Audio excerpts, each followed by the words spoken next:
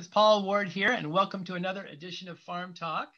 Today's discussion is acquiring insurance in high fire zones. And we have a very special guest today, Dave Drumright with Brown & Brown Insurance. Hey, Dave, thanks and welcome to the show. Hi, Paul. Thanks. How are you? I'm great. Thank you. Good. So you've been an insurance broker for quite a while. Tell us a little bit about yourself. Cal Poly graduate in ag business management, and so I have some background in agriculture as well and rural communities. And I grew up in a little town of Porterville, California.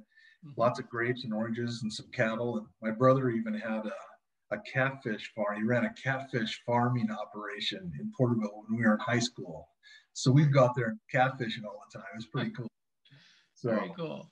I got my first insurance license when I was a senior at Cal Poly, actually.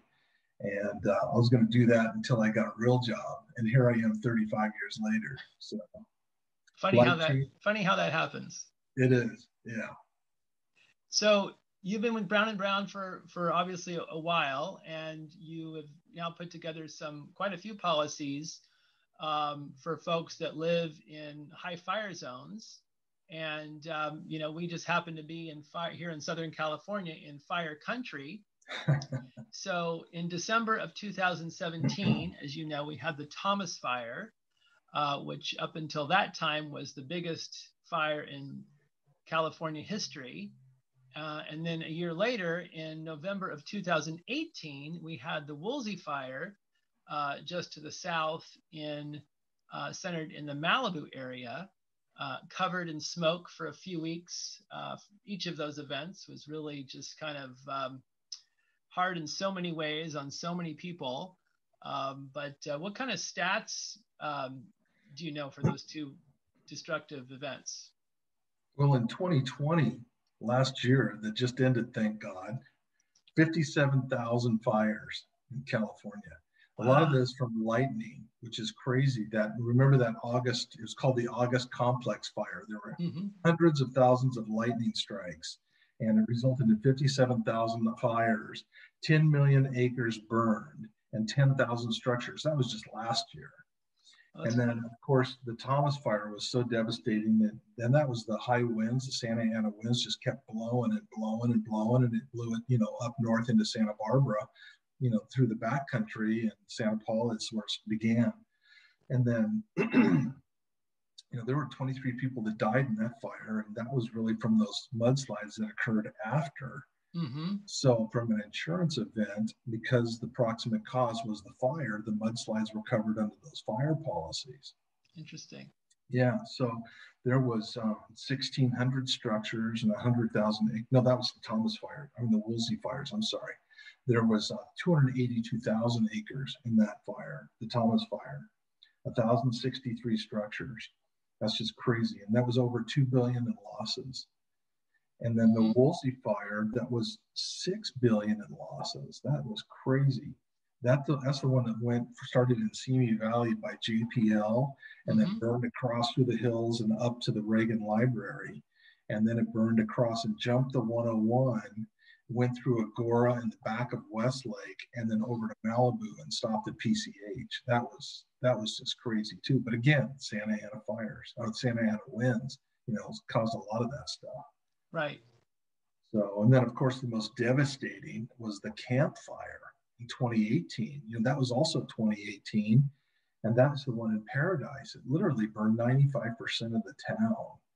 And I was on a webinar the other day talking to the people that are rebuilding the city, basically. Oh, really? And they're widening the roads, and they're having a better egress plan with more of the green structures and better forest management to trim out a lot of that underbrush that was burning forever and ever. And it just didn't stop, and it just spread, literally like wildfire. So, and that killed nearly 100 people, didn't it? It did. Paradise Fire. See, what was that? It did. It was. I think it was 85 people. It was just so sad. Yeah, that's so sad. Terrible event. Yeah. Well, I've certainly had clients that have had challenges, or getting insurance, that want to live, in nature, up against a hill, or in the oak Right. trees or, back canyons. And they've been quoted some pretty astronomical rates by various companies. So how do, and to the point where some folks have just said, I'm gonna live in town. But what Yeah. would the solution be? I mean, with such huge financial losses, how do people acquire insurance that's semi-affordable?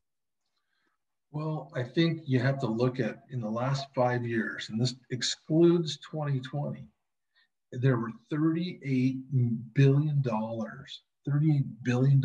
in total losses just in California.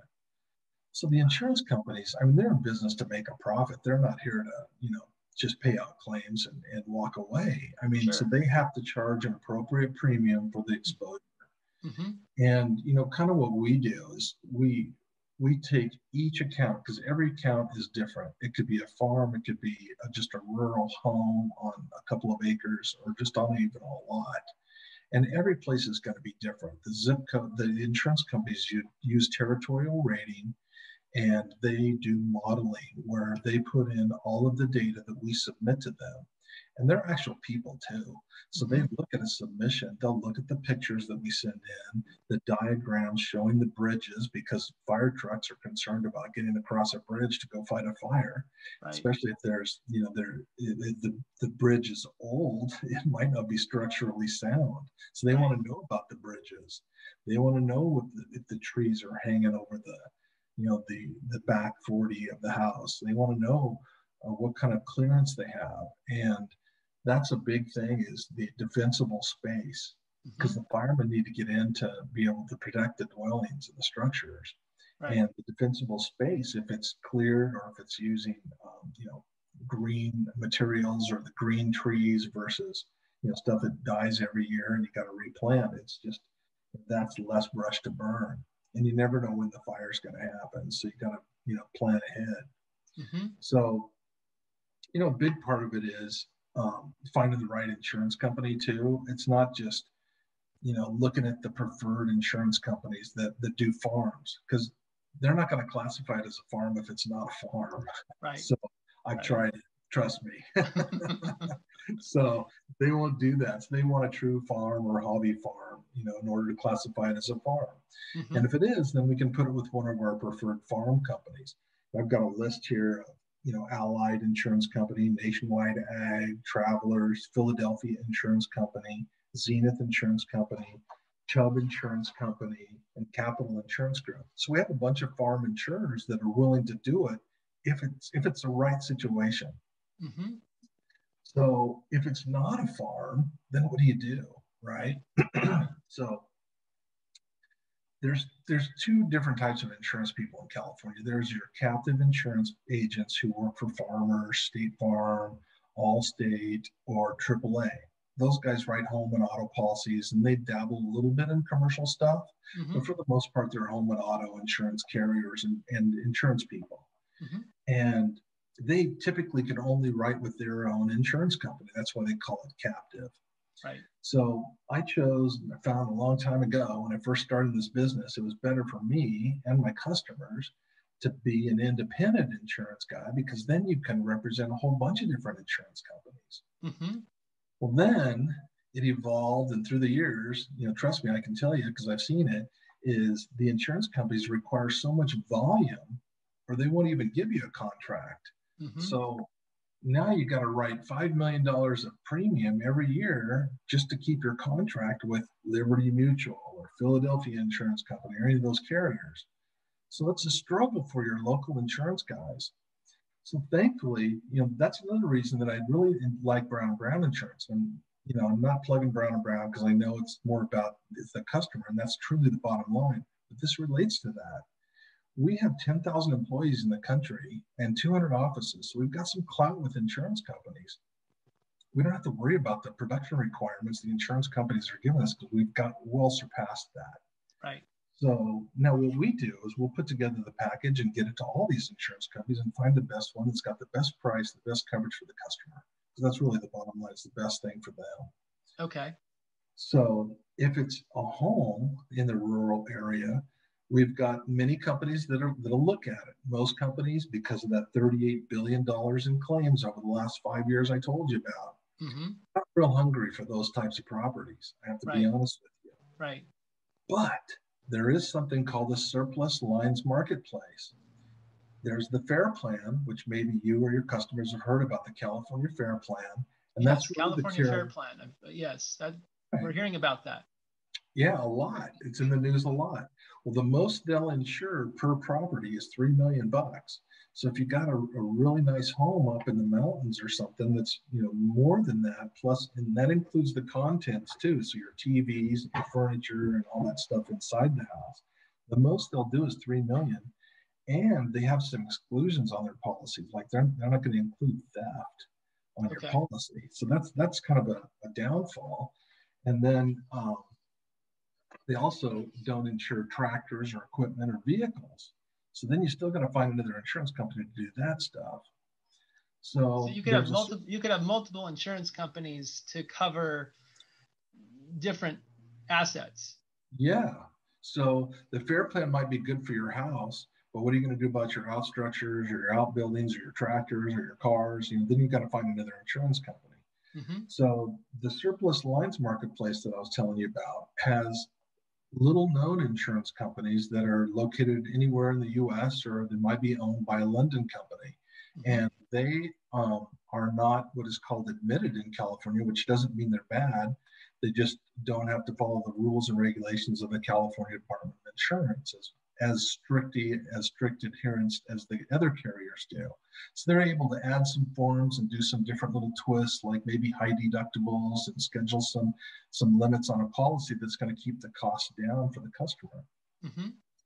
And they're even priced out of the marketplace. Their pricing is pretty high too. So each individual property, I guess what I'm saying is each individual location has different twists and different turns, different water sources, different roofing materials, different brush clearance areas, different trees. All that stuff is a factor. So it's not the easiest thing in the world to get insurance for rural properties, but we have availability.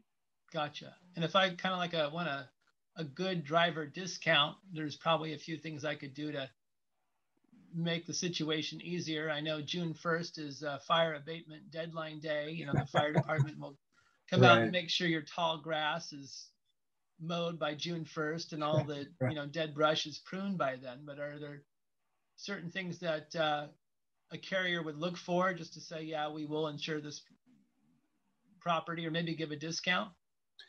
Distance to the fire station, that's the first thing they're going to look at. They'll actually Google Maps it and they'll check it out and see what the distance is and how long the time it takes. I've actually called fire stations and had them map it, and they'll tell me over the phone that I can communicate with the insurance company how many minutes it's going to take for them to respond. They want to make sure that they have access to the gate. So if you got a gate on your property, you need to give them a key, at least have them come out so they know where the key is hidden. Right. And defensible space, of course, is major, and lots of water. So buying a water tank and having a big water supply on your premises is important. There's also now private fire companies that are out there, and you can pay a fee, and they're on standby for your property. So if something happens, they know that it's time for them to roll out. They've got water tanks on their truck and their rigs, and they'll roll to your property to help defend it before the fire department gets there. Interesting. I know one client was, surrounded by the Maria fire, which hit, Halloween of this last Halloween. And they had an underground cistern of about 15,000 acres. And it just so happened, this is the middle of the night, but one of the property ranch hands was there on site and told the fire department about it. And so they had multiple fire trucks that were lined up to fill their tanks with the underground water, and were actually able to save several surrounding homes because of the added underground cistern. So when you talk about having water storage, that is key, because the fire department doesn't have it all. That's a great story. So I know in the in the Thomas fire, there was about 170,000 in agricultural, 170 million, excuse me, in agricultural losses. How would an insurance company get involved in that situation? Well, there's the federal government has a program called the Federal Crop Insurance Plan. So if they actually have programs through the federal government for crop insurance, and that picks up coverage for fire as well as anything that can happen to your crop. An early frost, a late frost, something that happens to your buds on your trees, your orange trees, or what have you. Even with this, it's funny to even talk about this now, because I remember when there was not even a chance that we'd be discussing this, but the cannabis crops and the hemp crops out there now too, you can actually get crop insurance on those. Really? And yeah, they're available, trust me. And it's and they're buying it too, because those are cash crops. Right. They got to protect their crop. But yes, there is crop insurance available, and some farm policies will cover fire for the trees if they're avocado trees or orange or lemon trees, but most will not. But the crop insurance will pick up a certain limit of that. Interesting. Well, thank you, Dave. Appreciate this. How can somebody get a hold of you if they have more questions about homeowner policy in the rural areas, or certainly crop insurance? Well, you can call me anytime or send me emails or text. I'm available all the time. My wife doesn't like that, but hey, it is what it is. We take care of our customers, right? That's right. So, but yeah, my office number is 805-690-2609. And my email address is ddrumright@bbfcal.com. Or you can check out our website, bbfcal.com. And there's a link to press for quotes if you're interested in quotes. And we have a personal lines team, a benefits team, and of course our commercial team. And we all work together towards taking care of our customer what's in their best interest. So reach out to me and I can coordinate the call like a quarterback for you. Sounds good. Well, thank you, Dave Drumright. We greatly appreciate it. And everyone, please, check out our next issue of Farm Talk. So thanks so much, Dave. You're welcome. Thank you, Paul.